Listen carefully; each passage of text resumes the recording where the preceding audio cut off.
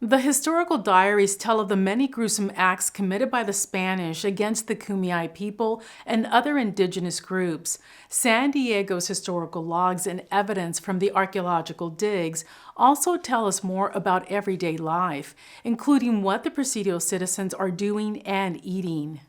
Where are we going now? So what I'm going to show you is the bird specimens that we have been using for the San Diego Presidio study.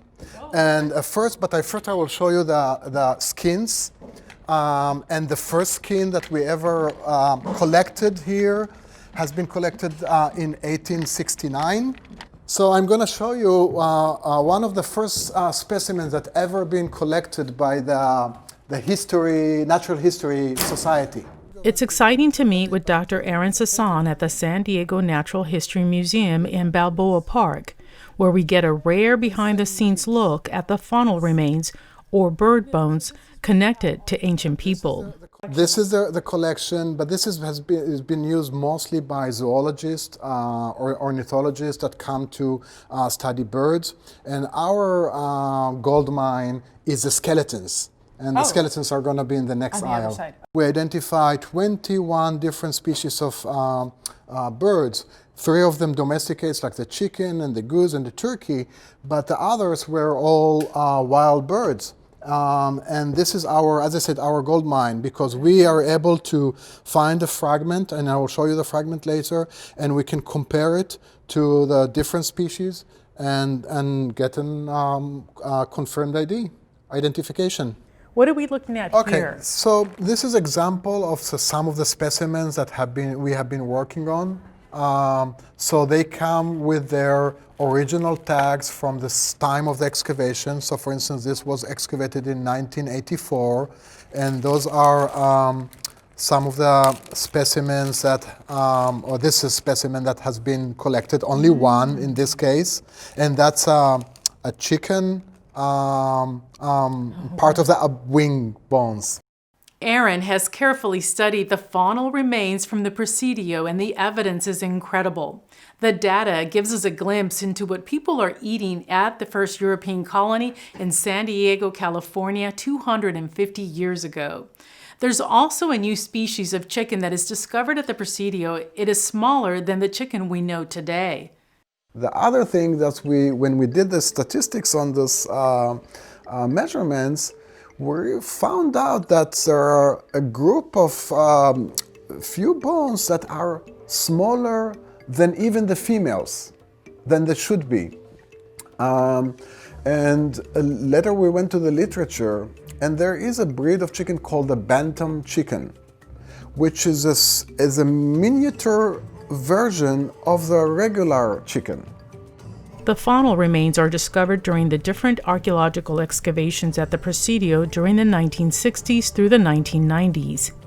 At some point, we cut it into half because we wanted to see if it has a medullary bone. Okay. So this is the substance that the chicken transfer calcium from their blood system into their bones, so they can easily lay eggs in timely manner. Oh, okay.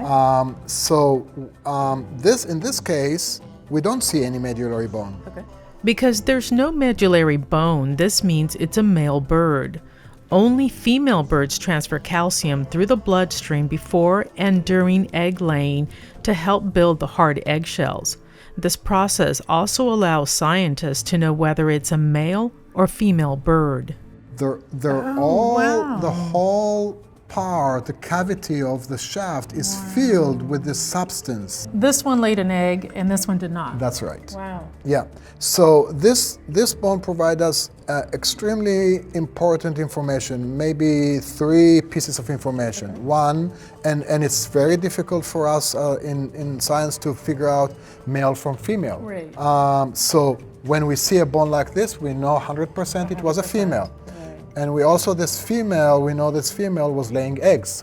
And the third piece of information is our interpretation, which I think is reasonable, is that when this female was becoming less productive, and I know it sounds cruel, but they killed her. This is part of the traditional chicken husbandry, so they They take the less productive animals out of the system so they can bring newer ones into the system. Through the faunal remains and historical logs, Aaron also discovers the Presidio citizens are following animal husbandry, or the science of breeding farm animals. They need hens for laying eggs, producing the next generation, and for consumption. And there's a clear ratio of 1 rooster to 8 or 9 hens. And did you find a lot of these bones at Presidio? Yes, we did. And this is where we got to the conclusion that there was a systematic chicken husbandry which was also focused on egg laying, not only on egg laying or using eggs, but also their meat. Besides chicken bones, there are other faunal remains found at the Presidio. Yeah. So then this would be an entire bird. That's going to be the entire skeleton of a bird. This is skull and the beak. Oh. And this is part of the wing, the humerus. Oh, yeah. They're just so tiny. Right, yes. And this is part of the leg, the tibiotarsus. It is incredible because in many cases, the entire faunal remains are discovered in one place. The entire bird is intact. You say it's a gold mine in the sense of that it's just a wealth of information? That's a wealth of information, and without it, we wouldn't be able to identify this vast number of species. There is no way, I mean, there is so much variations between different species. There's still so much to learn and discover from the many Presidio excavations. A special thank you to San Diego Zoo Archaeology Laboratory co-directors, Dr. Susan Arter and Dr. Aaron Sasson, for sharing their discoveries of faunal remains from the San Diego Rural Presidio site with us.